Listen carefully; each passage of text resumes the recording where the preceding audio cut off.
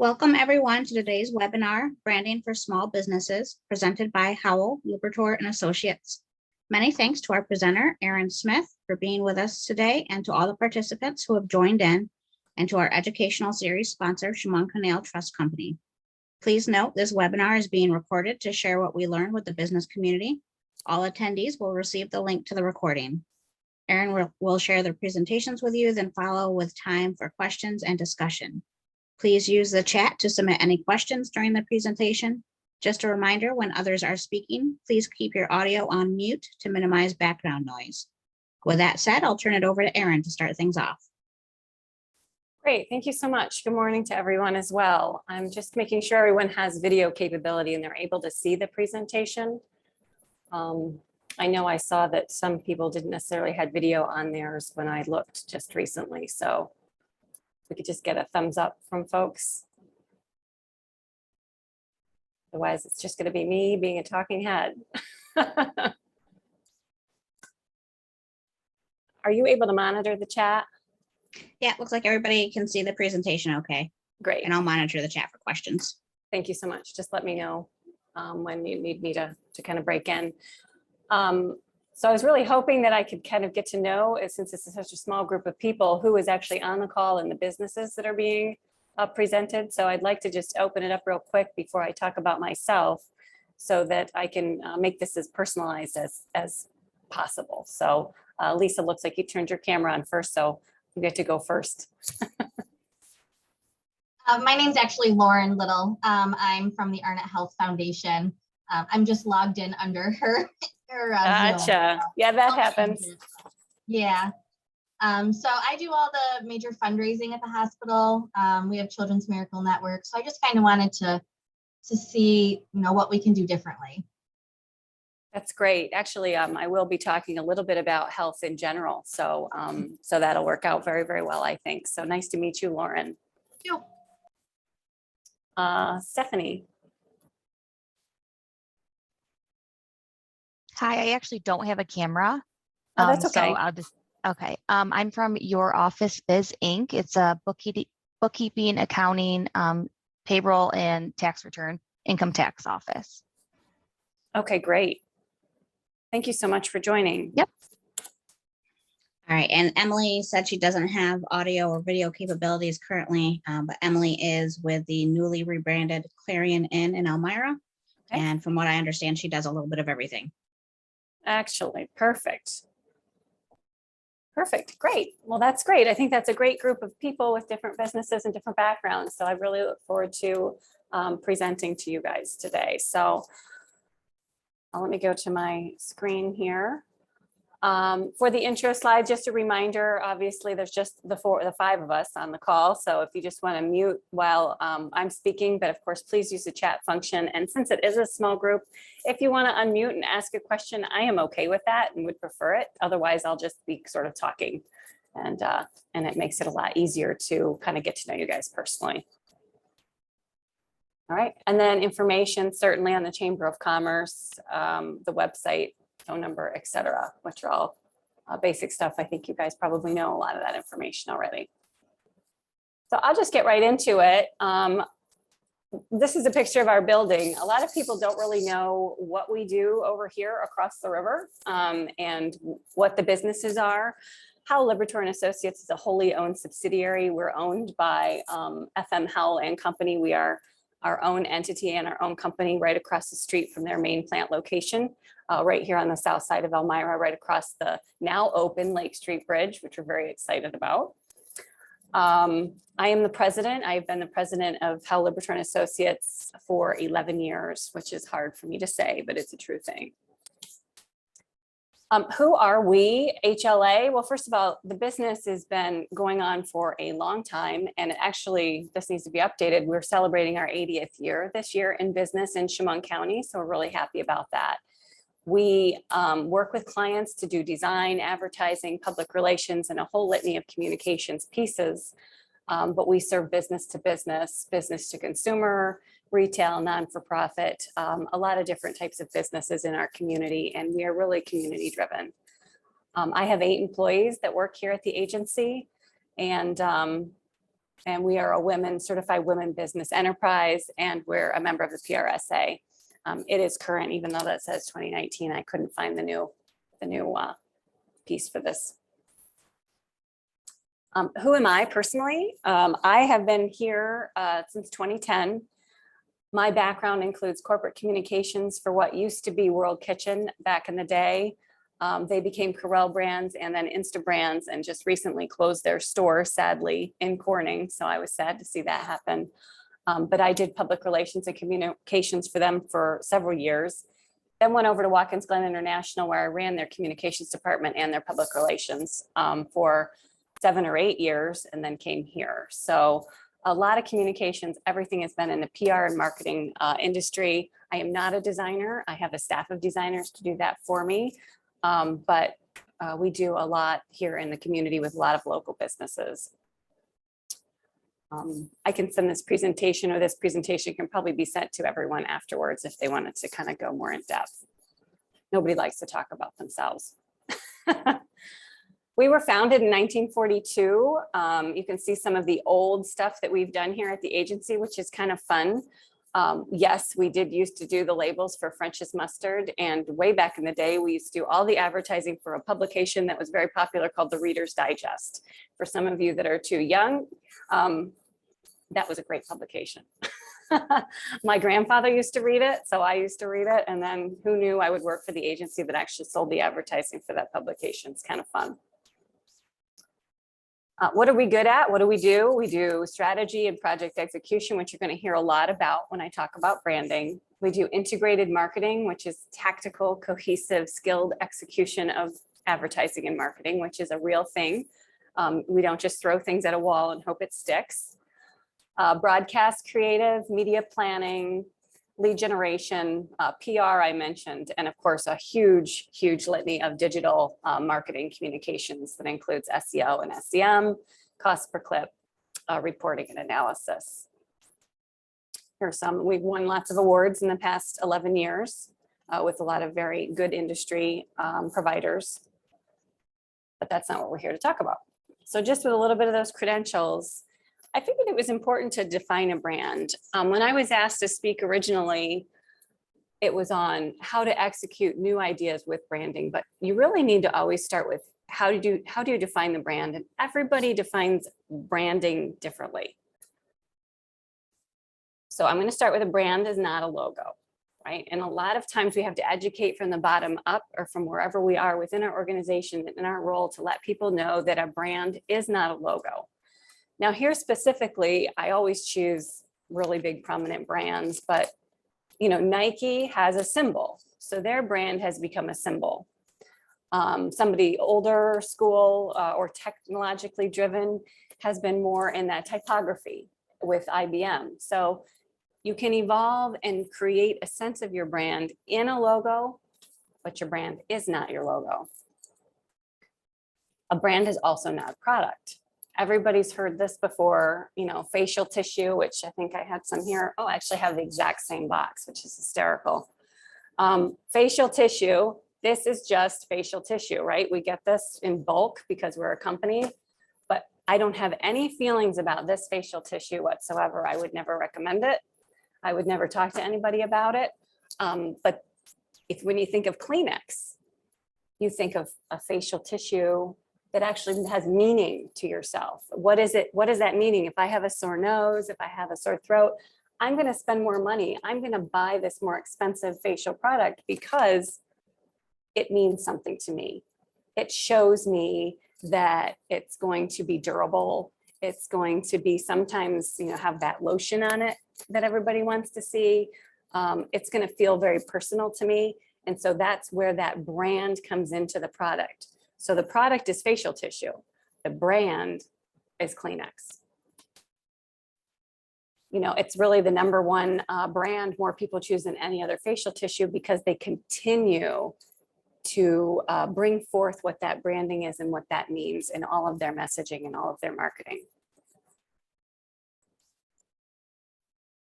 So like I had mentioned before, a brand is less tangible. It's not a physical product. It's defined by an individual's feeling. I love this book and I reference it quite a bit. It's called The Brand Gap. And in here, the author talks about this gut feeling. A brand is not something that I can say, or a company can say, this is who our brand is. You need to ask who's using your brand, who are we?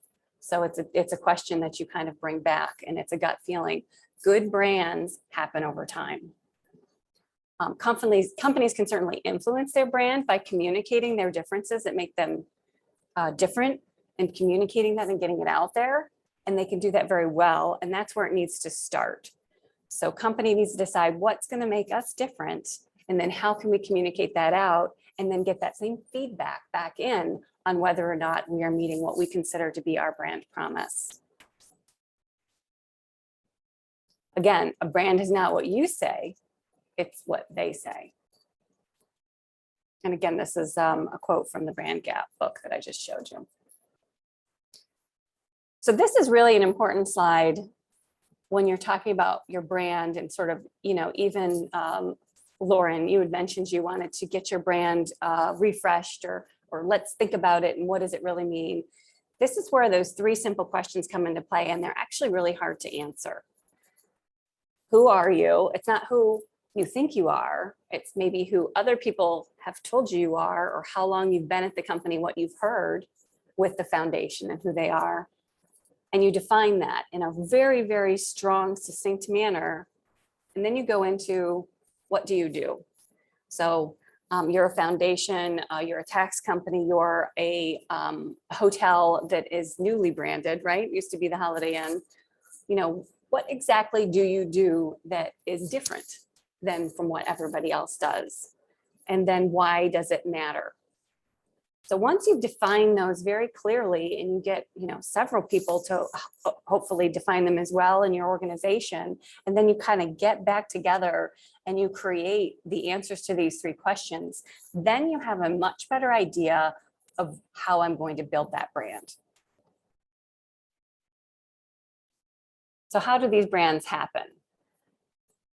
So it's strategy with creative together. So you're talking about the left brain and the right brain people. It's getting people into the room that know the logic, the analytics, the science, the practical sense of the business, but it's also inviting somebody else that might be a little bit more right brain thinking. So they can get together and talk to you about their feelings and the sense and the art and the passion and the vividness, because when those 2 things speak to each other as a whole, that's when you come up with what that brand is. And that's when you can actually start to communicate what it is that's going to make others care about what you do and have a strong feeling about what it is. Learn your differentiators, become charismatic. Every brand, every good brand has charisma.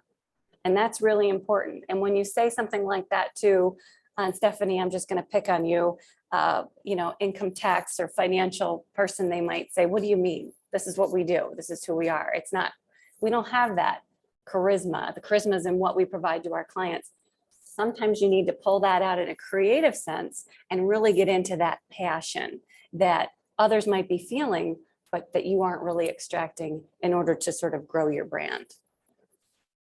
Again, create a sense of feeling and emotion, and finally, take some risks.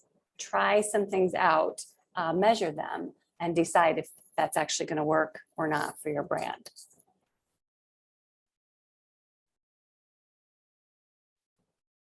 A little bit of a recap. So branding is the process of connecting good strategy with good creative. I just can't say that enough. You have your strategy, you know where you want to go in your business plan, you know how to do it, and then you create a logo and you put it on some letterhead and then off you go. That's not what that is. You need that good strategy with good creative. What is that creative? The foundation of a great brand is trust. Once you get those clients in, I'm sure you have them. I mean, these are well-established brands that we're talking to today. What is that trust? Let's talk to some people that really trust us and let's see what they have to say about us. Maybe they can give us a little bit of insight on what we can do. Customers trust your brand when their experiences are consistent. So somebody can say over and over, I love to stay at the Clarion Inn. I constantly, every time I'm traveling to and from Ithaca, from Binghamton, and I have to spend the night, or even further, Scranton to Syracuse, that Clarion Inn is consistent. And I'm going to always stay there because why? Because XYZ. That's certainly going to help build that brand.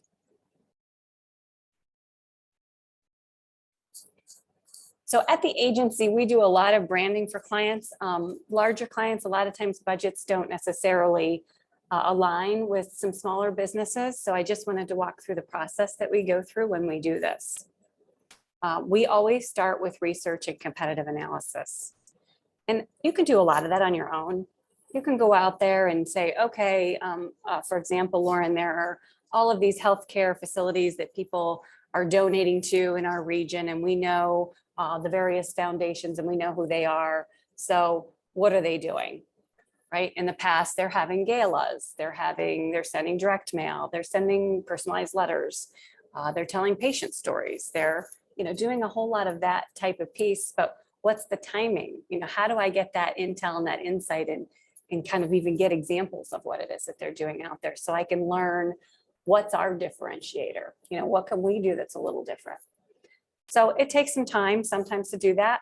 Other times it can be as easy as a Google search.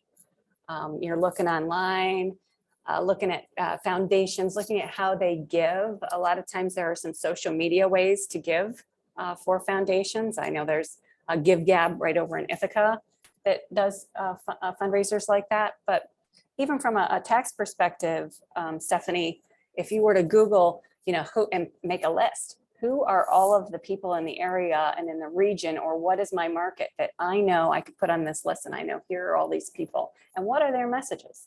What are they doing out there? So that's where that research and that competitive analysis comes into play. And then you can say, well, that's all great, but we do this different. We have somebody always answering the phone. You always know that so-and-so answers the phone, and she's always cheerful and always happy to hear from you, and it's not an automated person. And I'm just throwing ideas out there, but there are all of these things with your brand that you can sort of pull out of it. Emily with the Clarion, you're not the Holiday Inn anymore. You're now the Clarion Inn. So there's a little bit of educating that needs to be done in the area. What do you do differently that the Holiday Inn didn't do that might be a little better? Maybe you have a new chef, maybe you have new catering. Things like that. So these are pieces where you need to kind of do that research, do that competitive analysis, and that's where you kind of discover your brand, which is the next step. Once you discover all of that, we have a template where we work on what's called a creative brief. And I'd be happy to send out that template out after this meeting if you guys thought that would be useful. But it's some just basic questions that you answer, and you extract these simple questions to get them onto a piece of paper. And we like to give them out to a variety of stakeholders within the company so that we can all get these answers. And some of the questions are really silly, like if your company were an actor or an actress or a country singer or a singer of some sort, who would they be? And it's always fun to get people's various answers on what that is, because it does, believe it or not, show what they feel or how they feel about the company and sort of what that personal connection might be to them. So anyway, so I'd be happy to send that out. So we go through that process, and then we review the research, the stuff we got out of the discovering the brand, and that creative brief. We look at everything together, and then that's when we come up with designs and copy points and copy concepts on what can make that brand really stand out and be unique. When the budget allows, we do focus groups and testing. Sometimes the focus groups can be done from looking at these original design concepts and sending them out in an email maybe and asking for some feedback in a survey. Other times we will conduct real focus groups, and in the past we've actually used the Holiday Inn as a place where we've done some of that focus group testing in the past. We haven't used the Clarion yet because we haven't had that in quite some time. And then you go into your final design. So you get your research and analysis, you've got the discovering of the brand, you have your initial designs, you've tested some things, you have a much better idea on what's working and what's not working. You make some tweaks, and then you go into that final branding piece. That's where sometimes if you are redoing the logo might come into play, and we would do things like brand guidelines, filing, things like that. But then we roll it out based on what we think that campaign that we've created can do. And what is this new message, and what are we saying, and how are we going to get that out there? Budgets could be small, and you might say, listen, I just want to do some advertising on Facebook because that's very affordable and very targeted, which is a good idea. Or I want to go into just some Google search so that we come up at the top of the list when I'm searching for pieces, and here's what that would look like. If you know how to do that, great. If you don't, that's also where we come into play, and we can sort of help set that up for you. But that's what that rollout can be. Other campaigns, which you'll see here in some of my samples and examples, have a much larger approach to their rollout.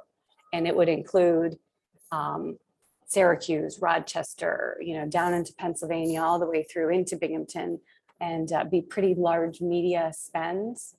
But sometimes you can test a little bit with social, and you can decide what's working, and then you can have a case for why you need to maybe spend more money, because you have metrics then you can look at and review on how things work. And if I'm talking too fast, let me know.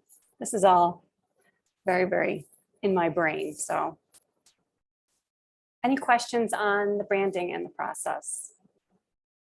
Nope. Great. So I thought it would be important just to show some of the companies that we worked with over the years in the region. Again, these are logos that I'm showing, but behind a lot of these pieces were campaigns and branding initiatives that we did for the various corporations. So 150th Elmira, I know Jennifer Herrick knows that very well. We had done that for her at the chamber, or before when she was with Downtown. Of course, ourselves and our parent company. Points of inspiration, we'll go into detail a little bit more on that piece. We did originally do all of the branding for Dresser Rand, and I was not here at the time, just to let you know. That was 30 years ago, probably, when they were still Dresser Rand. I think they're Siemens now. Raymond Hadley, which is also a local company. Transportation Link Line, which is a transportation group out of Schuyler County. The Dunn Group, which we'll get into that in a little bit. Chemung Canal, we did their original branding for that bank back in the day. And while we don't work with them currently, I love to show samples of things from our history. Same thing with Incubator Works. There's a lot of things on here that you might see and recognize. Black Oak Wind Farm is actually over in Ithaca. Corning Community College actually has changed their logo, but we did a lot for them over the years. So healthcare. I know it's not foundation specific related, but we are doing all of the recruitment for Cayuga Health that's located in Schuyler County and over in Ithaca and Tompkins and Cortland even.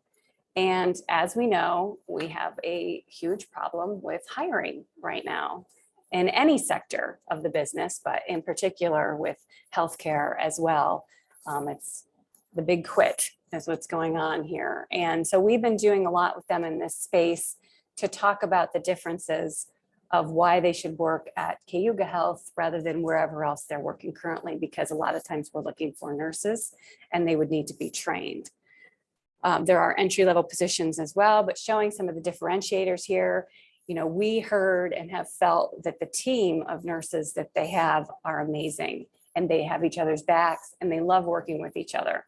So we thought that was a great differentiator, and we started out with join our amazing team.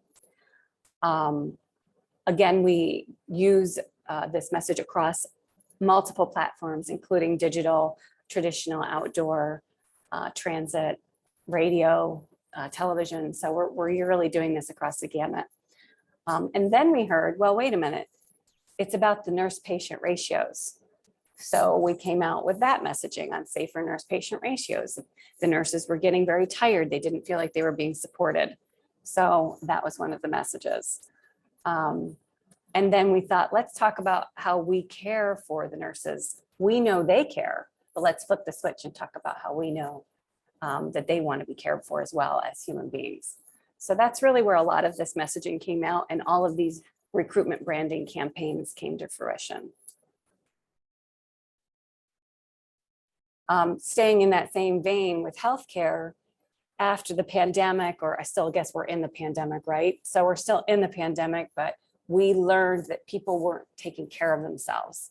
They weren't making appointments. They were afraid still to come out of the house. And if they were making appointments, they were making appointments for maybe their children. If they were mothers, they weren't making appointments for themselves. So we came out with this whole Take Care campaign. And this was that whole branding piece where we said, very simply, you need to take care of yourself, and you need to take care of yourself right here. So this is where this came out in a video, digital, social, at home. You know, we had a lot of thought through this, and we said, don't wait, take care of you. And it actually was a very powerful message, and it worked. It helped a lot by putting that message out there, reminding people that they trust Cayuga Health, they trust their healthcare providers, and they know they need to take care of themselves. And it worked out very, very well. I don't think we have that still running. I have to check with my media buyer. Staying within healthcare a little bit more, but kind of moving away from that a little bit, we helped the Arc of Steuben embrace the national branding. So a lot of these other, like the YMCA is a good example, the United Way is another good example. You have these larger umbrella affiliations, and the Arc is one of them. We went to them, they actually came to us to help them, and knowing they had this beautiful package, this beautiful messaging, all of this stuff that was already done, we recommended to them that they start to use it and they start to embrace it. And then we kind of showed them how they could do that by also keeping that message local and not giving everything up to corporate, right? Everybody feels very strongly about their own organization and how they fit into the communities, and that's very, very important. But we were able to bring the Arc of Steuben into that umbrella of the Arc, but also by focusing on their own unique and individual needs. And in here, you can see the Arc of Steuben, again, has their own foundation. So we pulled that branding and what that looks like, and then pulled that foundation piece into it very succinctly. So we did what we call a logo lockup, where we had that together. Same thing with, they had another business entity called Steuben Community Properties. So they owned some properties, and we said, let's pull that out. So you have all of these companies within the Arc of Steuben. Steuben Area Rides is another one that you see maybe driving around if you're in Steuben County. Let's pull that out and see what that looks like. And let's keep that common look and swoosh at the bottom of it, and kind of keep that paint flowing and your eye moving across, so that you very easily understand the Arc of Steuben Foundation. Oh, that's the Arc. Steuben Prop. Oh, that's all the Arc. So you know immediately in your brain, oh, this is all the same company. These are just different. These are different entities, and it worked out very well for them.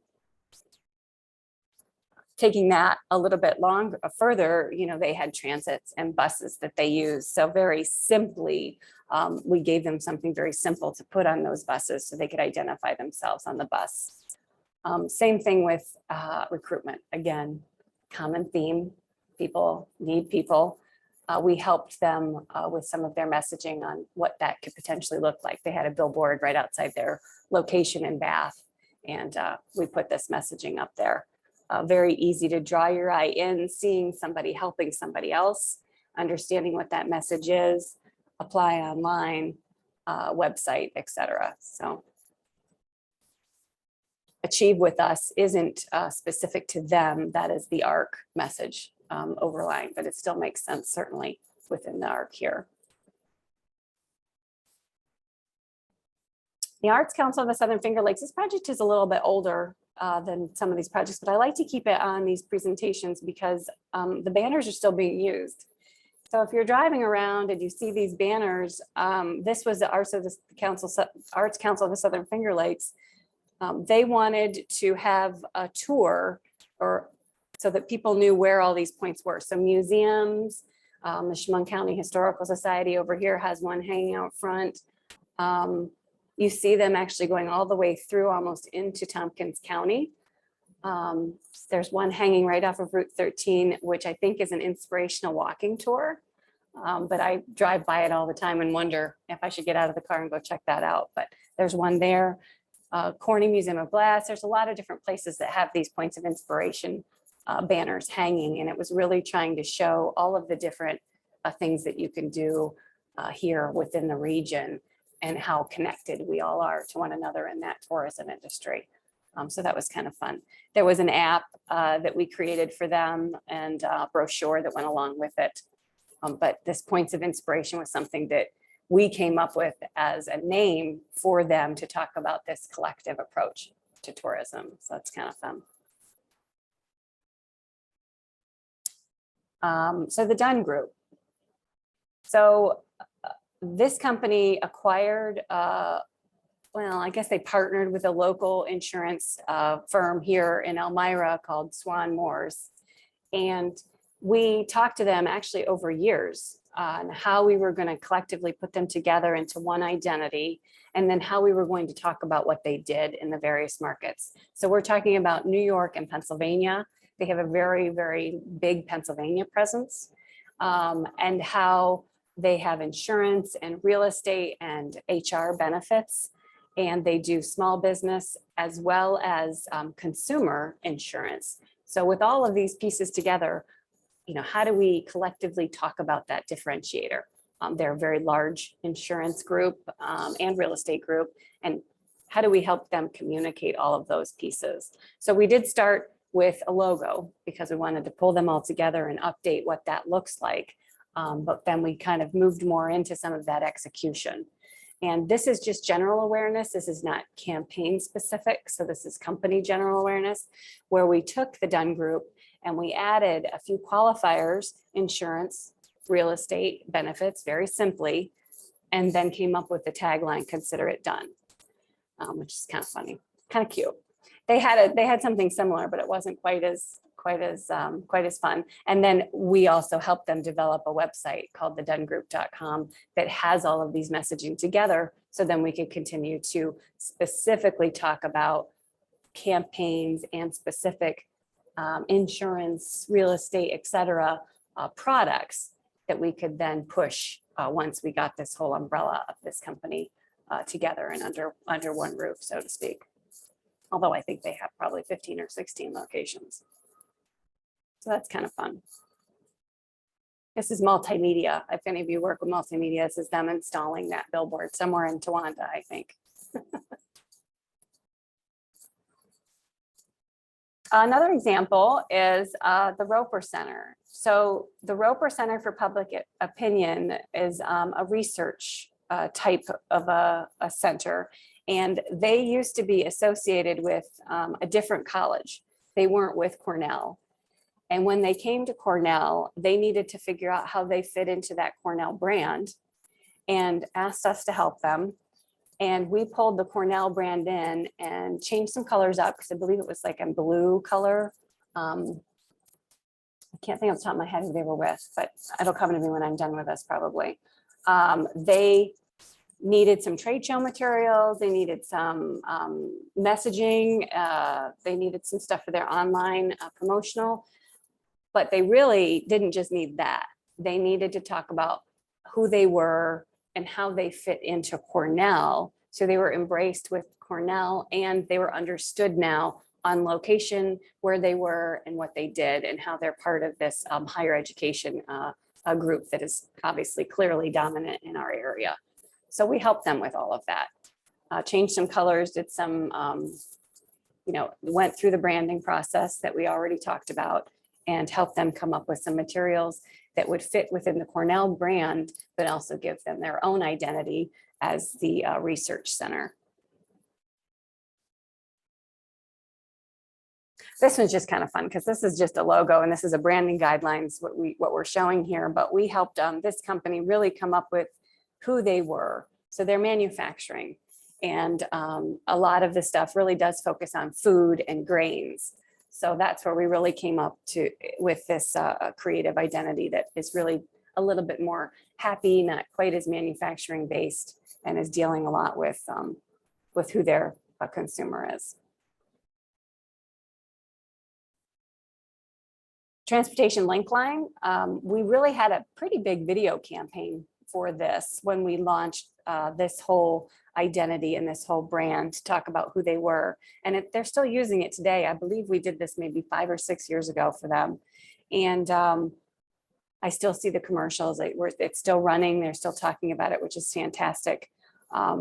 Again, they needed people who might need a ride to a healthcare appointment.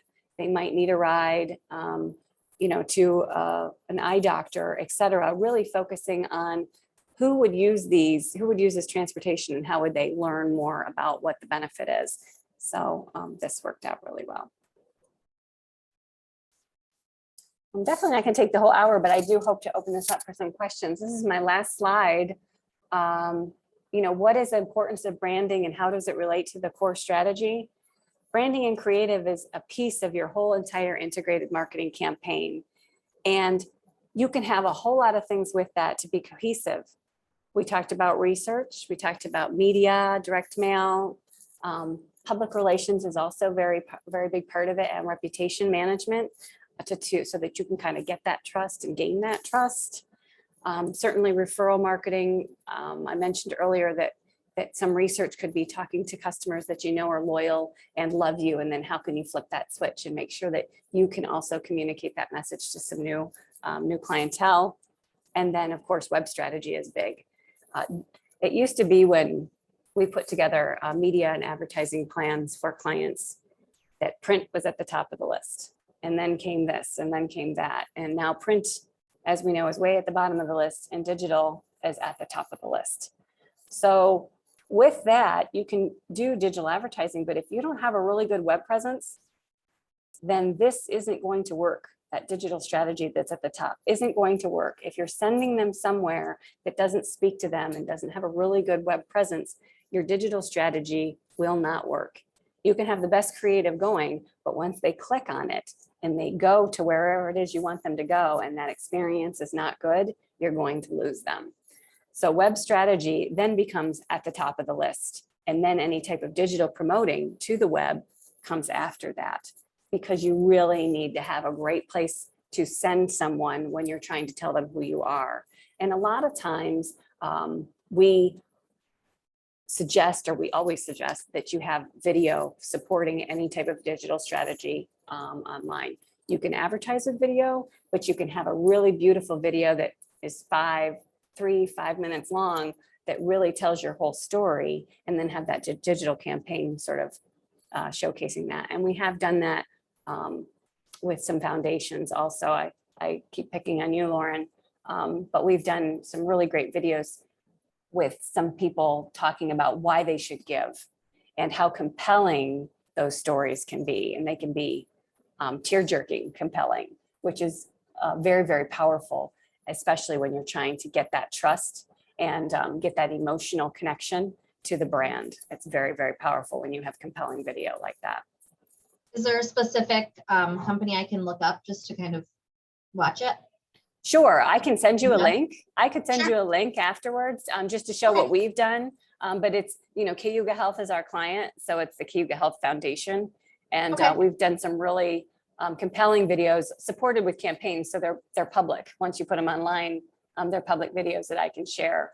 But we had a really great story with their latest foundation appeal last year of a cancer surviving patient who just couldn't talk more about why you should give to the foundation, and very, very compelling. And so when you Great. have things like that, you can absolutely create that sense of trust that your brand Yeah. might need. We do a lot of that with the Children's Miracle Network. Currently we're working on a radio ad. It's actually my daughter. She's, talking about CMN and how she's a miracle. And so we definitely have, I think, honed in on that for that part of the foundation. Right. But the hospital side, I think we can definitely use some work. Well, I think it's anytime you can get a compelling message, and especially with a child, Yeah. I mean, it resonates with everyone. And Thanks, Emily. yeah. She said she donated, so thank you. That's awesome. So really, that's the end of my presentation. I know I did a lot of talking, but did want to open it up for questions. I know it's a really small group, so if you wanted to kind of chat, I guess, Emily, since you don't have sound or video, if you want to maybe chat and let us know what your questions might be, let me know. And Stephanie had put one in there. Stephanie, did you want to elaborate on what your question is? Yeah, I guess just like for our website, make it more personalized, I guess, because that's going to be the first place that people go to look for us. They're going to go to Right. Google and search for, income tax or bookkeeping or payroll. And then hopefully we pop up and they're directed to either our website or Facebook. So I just wanted to like elaborate on that a little bit, I guess, like the best way to manage that. Sure. It absolutely is with your website. And again, you said your website's name was Your Office Biz Inc. Was that the name of it? Yep. Did I write that down correctly? Yep. So I haven't looked at it, but certainly would say yes. You have to go on your own website and decide, is this good? Is this compelling? Does it tell the whole story? Does it need changes? Right. If it doesn't, if you think it looks pretty good, you think you're in pretty good shape, and you have something specifically, during tax season or during certain seasons that you feel like you want to, be higher up in that list, rather than just look at your website, you need to then think about digital marketing and how that can also support you. And that's where Google search is always a good idea. Right. Okay. Okay. Google search is fairly easy to, I guess, get trained on if you're not. And again, I don't know what your capabilities are, but that doesn't require anything more than words.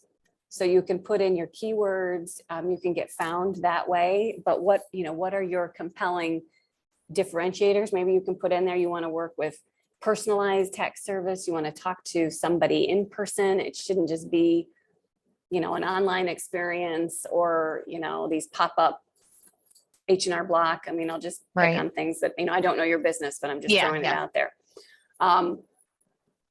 So that's where you would use Google search to help you bring you up the rankings. When you do Google search, you want to make sure that the search terms you're using are on the page that you're directing them to.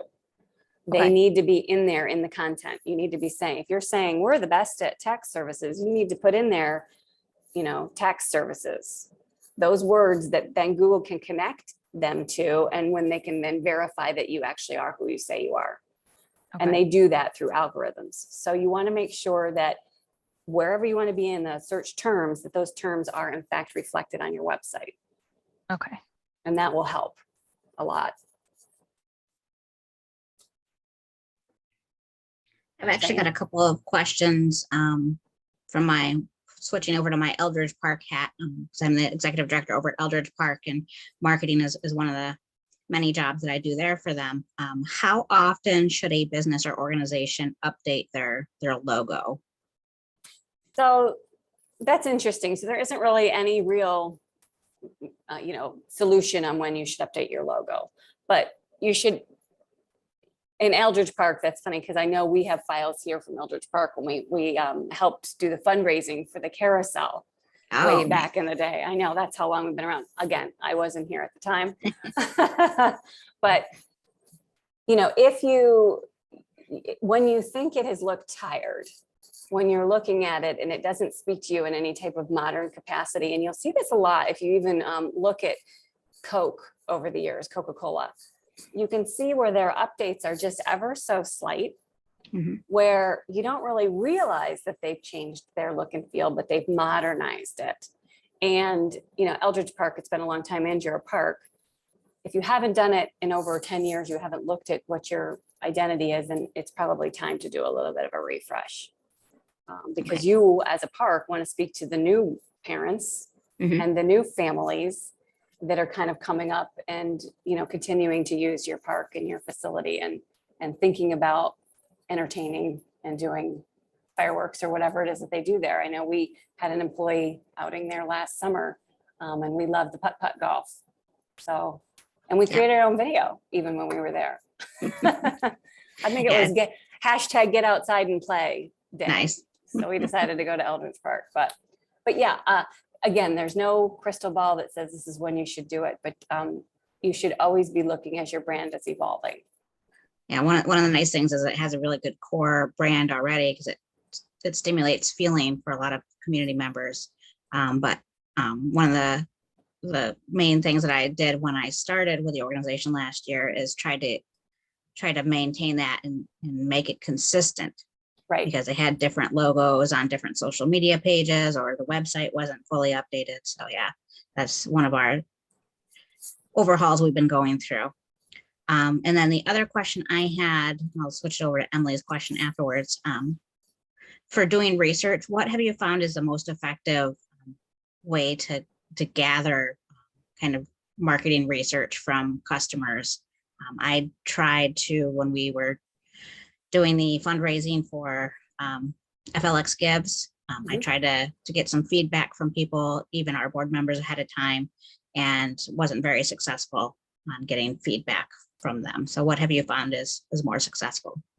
So I hate to say it, but sometimes you need to incentivize people to actually participate in any type of a survey, and you need to keep it fairly short. If you're not getting people in a room collectively and forcing them to speak and talk to you about things, you do have to incentivize them, or somehow put a little bit of a checks and balances in place where you're keeping track and showing people that you're keeping track.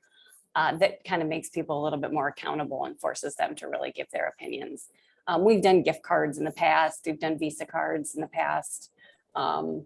But when it's a board member and we're asking for 100% participation as an initiative, then we would give updates and say, we've only had 10% participation from a board level without naming names.